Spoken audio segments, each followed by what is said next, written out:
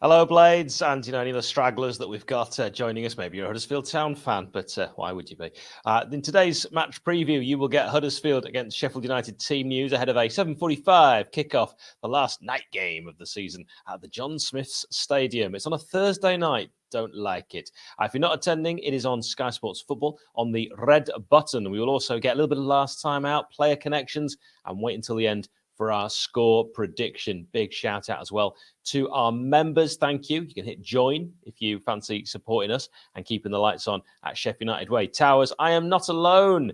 I am joined by Ollie. Ollie, let's dive straight in. Let's talk about the fact that I'm a stat cat. Wow. Huddersfield boss Neil Warnock has won each of his last 3 home league games against Sheffield United by an aggregate score of 7-0. Well, we've started off in such a positive manner, Hal. I'm delighted that we've come with such a celebratory attitude. No, I remember some of those. Obviously, one of those, a nice promotion season for us when Middlesbrough absolutely did us at their place. So let's, not put too much stock in it. You're right. QPR, Cardiff, and Borough. So you want positivity. Ollie is now going to give you positivity by reflecting on PNE. A 4-1 win, and I think it should have been 4-0. I think Delap was offside. A 4-1 against PNE. What did you make of that? Yeah, I thought it was brilliant. I thought it was the best that United had played in a long, long time. I think, generally speaking, we've talked a lot on here where we've said kind of things about, have we been playing that well? Have we been doing enough? We've been getting off. I thought we were absolutely brilliant against PNE. It felt as though pressure off, shackles off. Let's just go for them. I thought we put in an absolutely brilliant performance, and yeah, I really, really enjoyed it. Particularly enjoyed, obviously, the celebrations with some of those players. Seeing John Fleck get a goal this season was a really, really special moment. I thought watching Njai get his celebration as well. Yeah, I had a fantastic time at Bramall Lane on Saturday, and it was a very, very good one. Oh, it says, say no more. Say no more. That's why I left you alone the following day. So we're going to begin, because we're playing Huddersfield Town with this match. I thought last time out would be a good place to start. Admittedly, Ollie, though, this wasn't a classic. No, this was an absolute shocker the last time that we visited the John Smith's Stadium. As it were, it was 2 teams that were either in or were just chasing the playoffs, and they played out an absolute shocker of a game, if we're being honest. Just terrible for pretty much all of the 90 minutes. There were some talking points, though, so at least it gives me something to say, because as everybody knows, love the sound of my own voice. So the talking point, particularly after this match, was all about Huddersfield having a goal disallowed in the first half. Corner whipped in to the centre of the box. John Russell jumps up, powers a header straight through Wes Fotheringham, and they run off to celebrate. And everyone goes, oh, God, that's a bad goal to concede. It was, however, disallowed for either an offside or a foul, and I still to this day can't remember which one it was. Just as the ball's delivered, Wes, trying to move their player out of the way, pulls him to the ground. He then falls over the player he's dragged to the ground and therefore can't make the save, and the ref blows up. Now, there's absolutely no question in my mind that the player is interfering with play if it's an offside. He does trip up Wes if he gives a foul, but he's probably fouled himself first. But who cares? Didn't count, didn't go against us. We take it and we move on. Second half, United with a much better team. Fleck had a fantastic effort. One of those corners we drilled to the edge of the box and hits a fantastic first time effort with our keeper making an absolute beauty of a save. And then right at the death, we just couldn't take the win. We had a corner ourselves, flicked into the middle. McBurney brings it down, has it cleared off the line. Sander Berger runs in to smash it home, also cleared off the line. And yeah, that was all that happened. And the highlights package for this game, because I was like, surely I missed something. No, the highlights package is 104 seconds. And if you can sum up 90 minutes in 104 seconds, it's probably a shocker.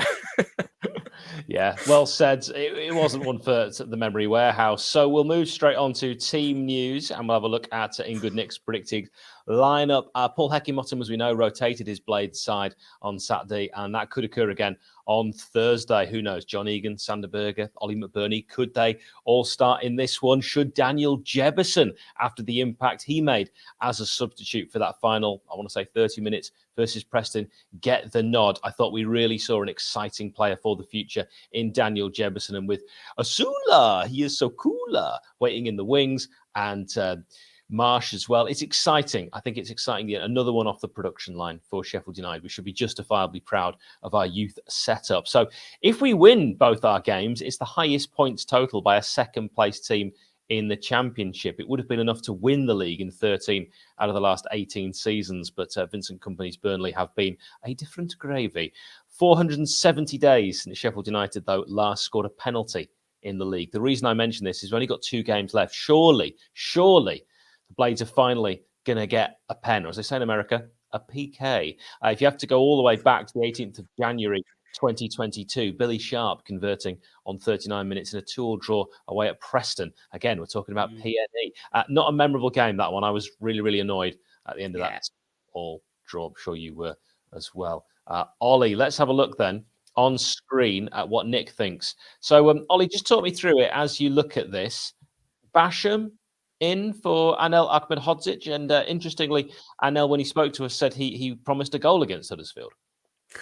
Yeah, an interesting one. I think probably makes sense. Obviously, of course, Basham started with Anel last weekend, with Egan taking a bit of a rest. But given how much Egan has been a huge part of our season, I can understand why we might make that change. And I think Basham actually had a pretty good game. So I don't mind seeing Basham still in that team. And if Anel needs to go and be with his wife for any reason, obviously it's always worth second guessing whether or not he's going to be in the team game to game at this stage.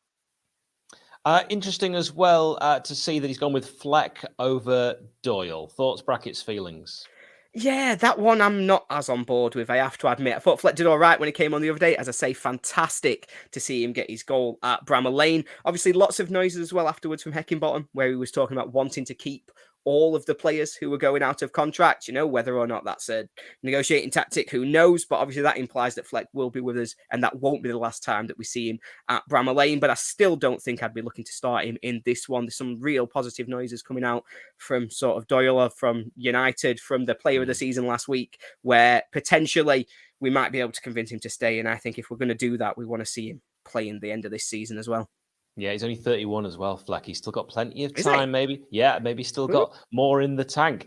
So I like the look of the rest of this. Maybe Sharp is a question mark, but everyone's desperate for him to get that 250th goal. Maybe it's going to come in these final 2 games, because it might be unlikely to come next season. It'll be a step up, and he hasn't had the opportunities. I was going to say struggled in the Premier League, but that's unfair, because he wasn't really given the opportunities in the Premier League. Of course, he scored that goal that we all remember away at Bournemouth. But will he get it in these next 2, or would you rather see Daniel Jebbison?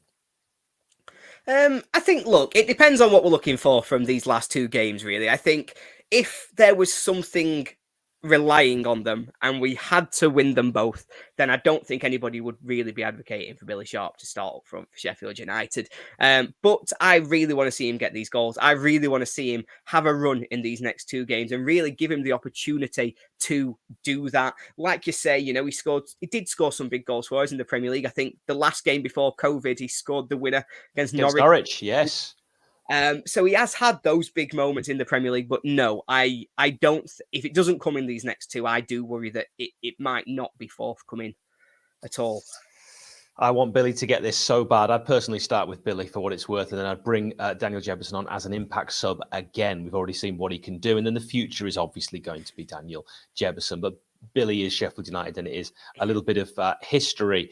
Indigo Bar, we've brought this next StatCat stat from Indigo Resurrection Bar, the official matchday bar of the Sheffield United way, formerly known as the Devonshire Cat. You can go along even outside of the season, and of course wait till next season for your match days. But the Blades could be promoted with only 24 away goals, thanks to Statman Adam for this. So should we fail to score in our last 2, it would be just 24 away goals. Now, we have also not scored more than 2 in any away game all season, but picked up 37 points. So we've been ruthlessly efficient. And another StatCat, Ollie McBurney picked up our 100th yellow card in the league against PNE. We've said PNE more than any 3 other letters, I think. Only Swansea have more this season with 100 Ollie, talk to me now about the opposition. Yeah, so Huddersfield, and what do they look like? Obviously, since Warnock's come in, it's felt as though they've had a pretty good run. He's really got them out of danger, but they're still not safe. They still need another point to secure their safety. And with them playing Reading on, I think it's Bank Holiday Monday, isn't it? The final game. That could be a really, really exciting end to the season if United are able to win this game. In terms of their team news, we've seen Lee Nichols, their goalkeeper, who'd been out for a little while, but he's returned from injury to play last weekend. So he's proved his fitness, and I'd expect him to be starting this one. Joseph Hungbo came off the bench and scored a goal. Warnock described him having a brave attitude in the way that he attacked that game as well. So I think we can potentially expect him to come into the 11. But what do they play like? It's generally typical Warnock ball. You know, whenever you've seen them, if you've seen them on Sky since he's come in, it's minimal possession. It's generally 9-10 men behind the ball, inviting the opposition onto them, frustrating them, and then going as fast as they can in transition to get it forward, playing off Danny Ward, their central striker, and really trying to use pace to get in behind. So we're really going to have to be switched on for counter-attacks in this game. What do I think that's going to look like? So I think it's probably going to be, as I say, Lee Nichols in net, a back four of Matty Pearson, Tom Lees, Michael Hellick, and Josh Ruffles. They'll have two deeper midfielders, and when we say deeper in this context, we mean basically centre-halves, and there'll be Jonathan Hogg and Jack Rodoni. They'll then have three slightly further forward attacking midfielders. That'll be Josh Koroma on one side. He's really going to try and use his pace to stretch the game. He's good one-on-one, also got a decent long shot, with then Hungbo and Jaheim Headley also capable of being deadly and really punishing us if they get the chance. As I say, central striker will be Danny Ward. Now, he's probably had what you'd call a disappointing season so far this year. He was the main hitman for them last season, fired them into the playoffs, and so close to the Premier League. So I think it's going to look something like that. And the main worry for United, of course, is on the break. What do we think, Hal? How are we feeling? Confident? I mean, it's Warnock. That adds an extra element of spice. They'll really be going for it as well. They, you know, like you said, they won't want it to go to that bank holiday Monday against Reading. But what about the opposition? How do they feel? The opposition view from created by Roy's View. Go to roysviewfrom.com. Here's what some Town fans have said. How will he approach it? He being Warnock. Cup final for me, throw everything at them and get a result. I think that's how a lot of Terriers fans will be feeling. Got to question how arsed Sheffield United are for this. Promoted, can't win the league. Would they want to hamper their hero's chance of survival? I guess they're talking about Neil Warnock and implying that he is our hero. She's odd. Is Neil Warnock your hero? He's not my hero, Hal. I'm going to be honest with you. He's bearing in mind how much he bigged up Middlesbrough and said that he wanted them to be the team that get promoted. Yes. I very much doubt those players in there will be thinking, oh yeah, let's try and do them a favour, because I don't think he's done them any favours at all with that kind of attitude towards United. Pop in the comments who your hero is. It'll be fascinating. If I was a Blades player seeing other players getting injured and sent off in the last couple of championship matches, it would have me diving behind the couch until pre-season. That comment says to me that's probably why you aren't a professional footballer. Yeah, I don't think he's going to make it. No, he's not going to make it. I don't think he's going to make it. By the way, my hero, of course, Mr. Sidney Poitier. Last one, Sheffield United are nothing special and might bring a team off the beach to play us. Amazing as our last three games include two of Warnock's ex-teams, where those clubs still respect what he did for them. Town will beat United 1-0 or 2-0, providing we have the same fight as when we beat Cardiff. I mean, to be fair, if you're playing any team in the Championship, chances are Neil Warnock managed them at one point, and Martin Craney probably played for them at some time as well. So I'm not sure you can read too much into that. We jump straight on to the referee for Huddersfield Town against Sheffield United. It is John Busby from Oxfordshire. He's taken charge of 31 games this season, giving 118 yellows. That is very low. He's only given 3 reds and 4 penalties. That's all about par for the course, the reds and the pens. But the yellows is low. He's obviously one that tries to let the game flow. This will be his first Blades game since our 3-2 win away at Cardiff City on the 4th of December 2021. Before that, you had to go all the way back to 2017, and believe me, I did. and he reffed our 3-2 win against Chesterfield. Quite a memorable game. Yeah. He also, in this one, talking about the fact that he's, hard to get cards from him, he actually gave 5 yellows, he gave a red, and of course he gave a penalty as well. So he was very busy Busby on that day. Yeah. Let's get some score predictions, and we'll see, of course, if the referee makes any impact whatsoever. Your score prediction brought to you by NordVPN. Go to nordvpn.com/TSUW. You can see it down there in the middle. You can get 2 years of NordVPN service using that link. Get a hefty discount. You get threat protection for free. Let's say, for example, you give up on everything you love and move to Cyprus for your wife, and you still want to watch. Anyone would do that. Well, who would? You still want to watch, BBC iPlayer. It could be useful, is all I'll say. There are days, though, Ollie, where like I get a load of grief online, and then I sit outside with a nice drink on my sun lounge, and I go, yeah, I'm really losing here. You sat there thinking, oh, yeah, I could be at home in the snow. So, there's pros and cons. Exactly, as you find in prisons and brothels. Now, let's look at your score prediction for this one. Ollie, are you going to go as negative as you have done for the past few weeks, where you've been wrong, my friend? I have. I've been wrong, I've been negative, and I've been stupid. Because no, I'm not going negative. I am confident for United in this one. I think we put in, as I said at the start, a really good performance against Preston. Stop showing that table. I keep losing. No, I'm going to show it. And even Shows worse, that it's not fair. Not as good. I know. I had a fantastic lead, completely bottled it. Ended up in the playoffs like somebody else. But yeah, I'm just feeling confident about United this time out. I think we're going to win this. I think we're going to win it comfortably. And I think we're going to definitely send Huddersfield needing something from their final day shootout. I'm going to go 4-0 to United. I think we're really going to break that stat about away goals. And I think we're really going to go off in style at the end of this season. Stat cat, meow. All right, I'll say... I'm not going to stop doing that. I'm going to say a 2-1 away win for United. Please pop your score predictions in the comments below. If you haven't yet given it a like, it really does help. If you do, it apparently pushes it up so other people can see it on YouTube. It helps the algorithm. Let's look at player connections. Ollie, I'll give you a few. Georgie Donis, the Greek wizard, who I thought was very impressive. 5 goals in 24 for Greece, 1 in 7 for the Blades. Not that I can remember who he scored it against. If you can pop that in the comments. I was very impressed with Donis on the right wing when he played for us. Darren Bullock, I think, made his debut against the Pigs at Swilsborough. A classic Warnock signing, blood and thunder. Richard Stearman, who could forget the Steers? Yes, absolutely. Martin Craney and his pants. Current player for us. Who can you think of that's also played for Huddersfield? Ollie Norwood. Yes, he is really good. What about you? Do you see, again, you put me on the spot, Hal. I was rubbish last week. I got rinsed. This is Twitter. Coming. I know, but it's it's the bit of the video I always forget is coming, and I got rinsed for it on Twitter. Greg Halford himself rinsed me for it on Twitter last week after that terrible effort from me. So I'm just going to keep it very simple. Go for the boring one that everybody already knows. Neil Warnock. Everybody knows it's Neil Warnock. He started there. He's going to finish there, and he came to us to be our hero in the middle.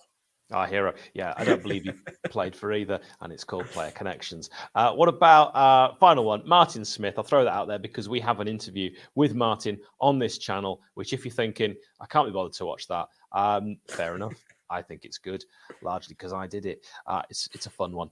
Matt Lowton, did he have a little loan spell at the Terriers? That's Ollie, talk for a moment. I'll talk for a moment while you figure it out, because I don't know if Matt Lowton did have any time at the Terriers. It's not one I remember massively. Keep talking. I know, but I've run out of things to say. Yeah, he did. Outrageous scenes. Unbelievable scenes. 8 games on loan. That is superb work, James. Never in doubt. Never in doubt. I didn't doubt you for a second. Well, maybe a millisecond. Sorry, Ollie. Continue that thought. No, that's fine. I was just going to say about how many people in the comments. I'm just looking through some of these coming in with the score predictions, and everybody thinks that Sharp is going to get his goal. And, we've had all these jokes about Warnock being our hero, being a blade. Well, I think Riley makes a great point. If he is a blade, then he 100% wants Billy to get his goal and might well encourage a penalty to be given to United. And we'll finish on that. Ollie, thank you very much. Enjoy the game. Cheers for watching, everyone. We'll be back when we're back.